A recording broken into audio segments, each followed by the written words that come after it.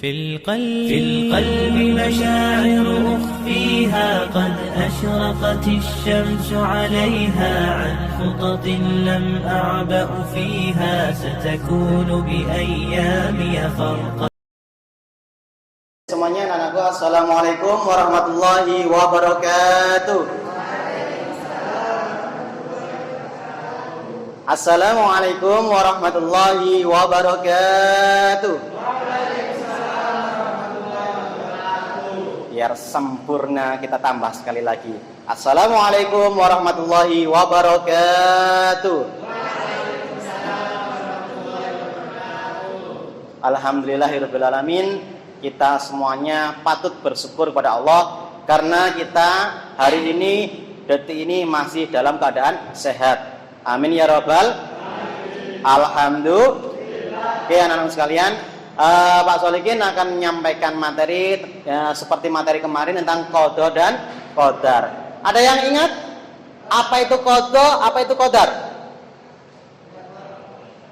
Qada wis ngene, gak usah ngel-ngel. Qada adalah takdir atau ketetapan Allah dari zaman azali dulu dan itu belum terjadi pada kita. Intinya qada itu takdirnya Allah, ketetapan Allah yang belum terjadi.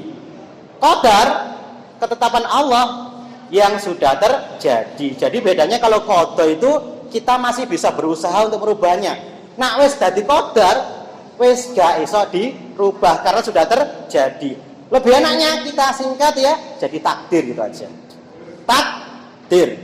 Nah, takdir itu bisa dirubah apa tidak?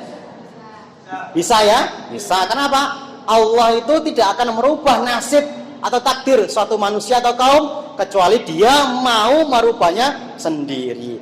Saya di sini mau memberikan contoh paradigma sumur. Tahu sumur? Mungkin di rumah ada yang punya sumur? Tahu sumur? Tempatnya apa sumur itu? Tempatnya air. Misal gini ya, kamu di rumah punya sumur. Sumur itu kamu ambil airnya. Ya, kamu ambil airnya entah itu pakai pompa air, entah itu pakai timba. Kira-kira setelah kamu ambil air itu, airnya berkurang apa tetap sama debitnya? Sama ya? Kok bisa? Kenapa? Karena dari sumbernya. Apa harus jawabannya begitu? Nah, di sini sebenarnya itu di sini ada sesuatu yang sangat menarik yang harus dibahas agar kita paham. Kok bisa ya sumur ini diambil airnya? Airnya sama. Kita biarkan begitu ya sama airnya. Coba kalau nggak percaya, kamu punya sumur ya. Sumur ini kamu biarkan 1 minggu nggak diambil airnya. Yuk gak tambah, yuk gak kurang. Bener nggak? Diambil tiap hari, yuk pancet segitu airnya. Ini ada pesan tersirat yang luar biasa di balik itu. Agar kamu bisa memahami ini, saya ambil contoh aja uang saku kamu tiap hari. Ya, uang saku kamu setiap hari. Kita punya uang saku itu berapa nak tiap hari? Anggap saja ojo 5.000 loh, SMK kok 5.000. Anggap saja uang saku kamu adalah 10.000.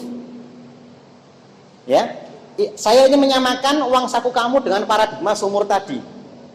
Ya, ini nanti akan kembali kepada qada dan qadar adalah takdir kita. Kita punya uang saku berapa? 10.000. Sekarang kamu rasakan 1 tahun itu berapa hari? Nah? 365 hari. 2 tahun tinggal ngalikan, 3 tahun tinggal ngalikan. Anggap saja begini sekarang. Ya, anggap saja begini. Setiap hari kamu punya uang saku 10.000. Yang 1.000 kamu infakkan. Ya. Yang 1.000 kamu tabung. Tinggal berapa? 8.000. 8.000 untuk jajan. Mau nggak mau? Kalau memang itu sudah kita lakukan, ya wes jajanmu 8.000.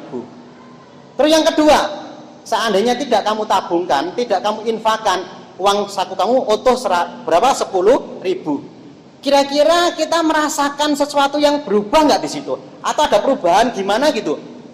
Kamu nabung, ya nabung dan infak, berarti uang saku kamu tinggal 8.000. Dan kamu tanpa nabung, tanpa infak, uang saku kamu adalah 10.000. Kira-kira Kamu merasakan nggak? Jajanmu 10.000, karo 8.000 tuh rasanya beda apa sama? Perasaan sama deh ya. Ya.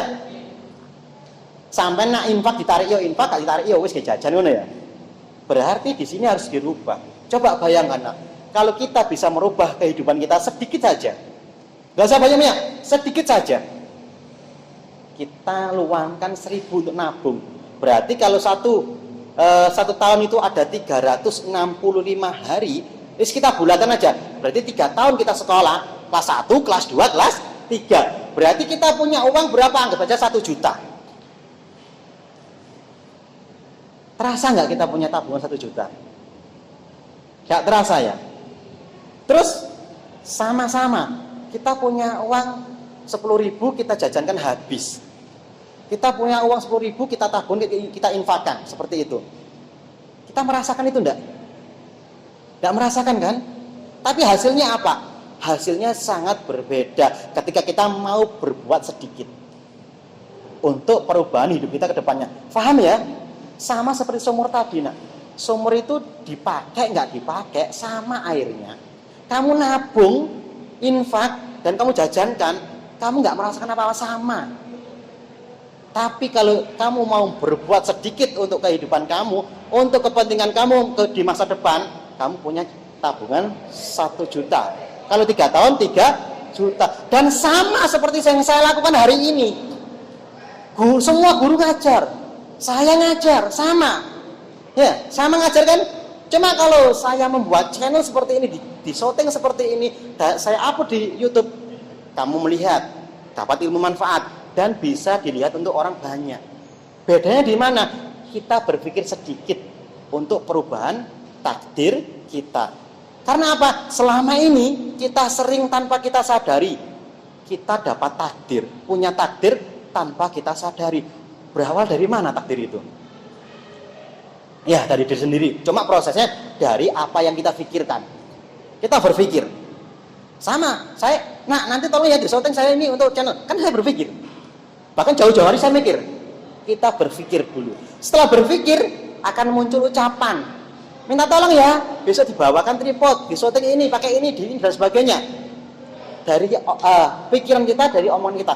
Dari omongan kita akan muncul perbuatan kita.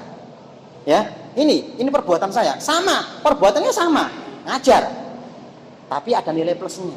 Karena ada pemikiran, ada omongan, dan ada actionnya tadi, ada sedikit perubahan. Dari pemikiran, dari omongan, dari perbuatan muncullah kebiasaan. Dari kebiasaan itulah muncullah yang namanya takdir kita terjadi pada diri kita tanpa kita sadari. Paham? Ngerti? Berarti pertanyaan kalau sudah paham ngerti, satu pertanyaan buat kalian semuanya, dijawab jujur. Hidup kamu sukses, hidup kamu sengsara, hidup kamu bahagia, hidup kamu ngenes, itu siapa penyebabnya? Siapa yang membuat hidup itu seperti itu? Siapa? Apakah Tuhan? Bukan ya? Apakah lingkungan kita? Oh, tidak.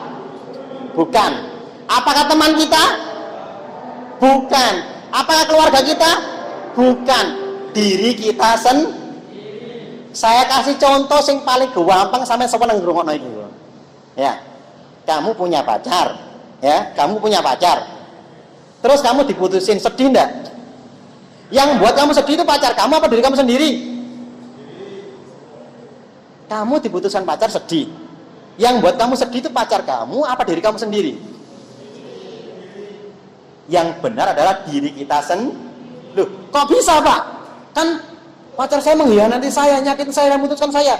Saya kan masih suka ke dia, akhirnya saya sedih. Nah, gini loh nak.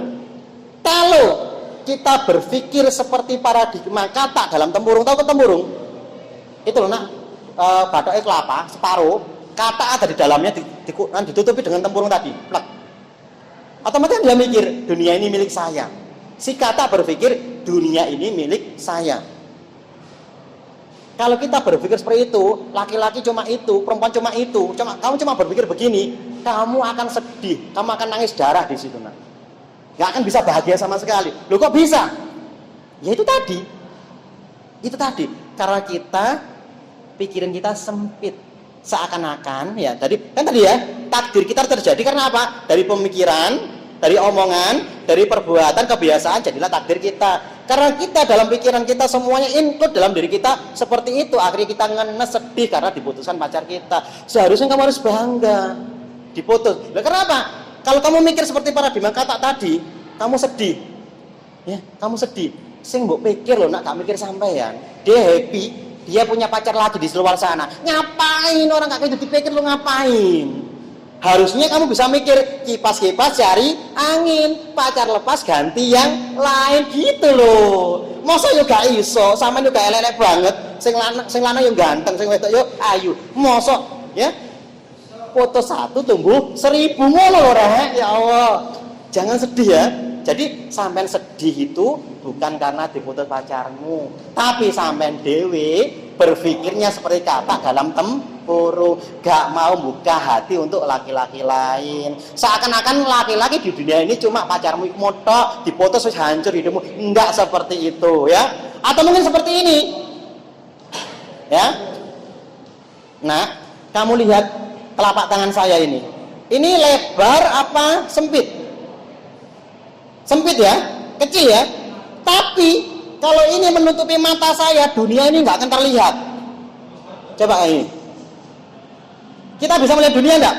Nggak bisa. Ini sama. Ketika dalam hati kamu, pikiran kamu, jiwa kamu semuanya masih terpikirkan cowok itu, kamu nggak akan sanggup melihat cowok lain.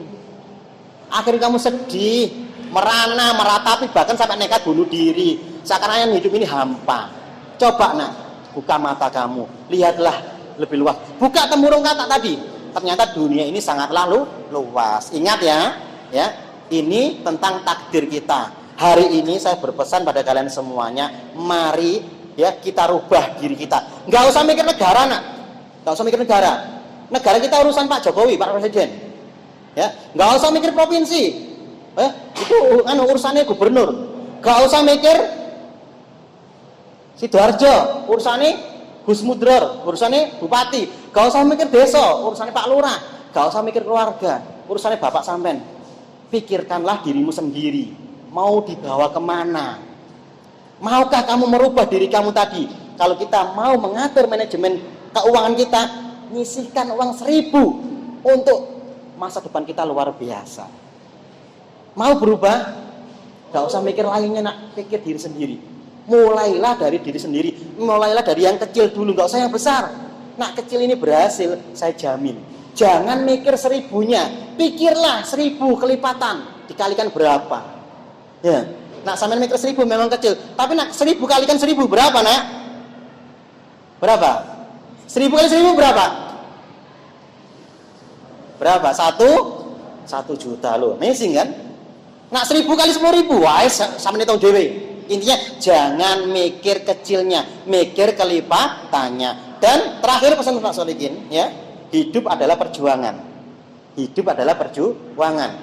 Setiap perjuangan ada awalnya, tapi tidak ada akhirnya. Siapa yang kehilangan semangat dalam hidupnya, maka sesungguhnya dia sudah kehilangan masa depannya. Oke, tetap semangat semuanya. Ingat, kita harus berubah menjadi pribadi lebih baik agar takdir kita menjadi takdir yang baik yang diberikan oleh Allah untuk kita saat ini, untuk menjalani hidup kita di masa depan yang akan datang. Amin ya robbal. Ya mudah-mudahan semuanya jadi pribadi yang lebih baik dan manfaat masalah fid dini wa dunya wal akhirah. Cukup sekian dari Pak Solikin. Saya akhiri. Wassalamualaikum warahmatullahi wabarakatuh.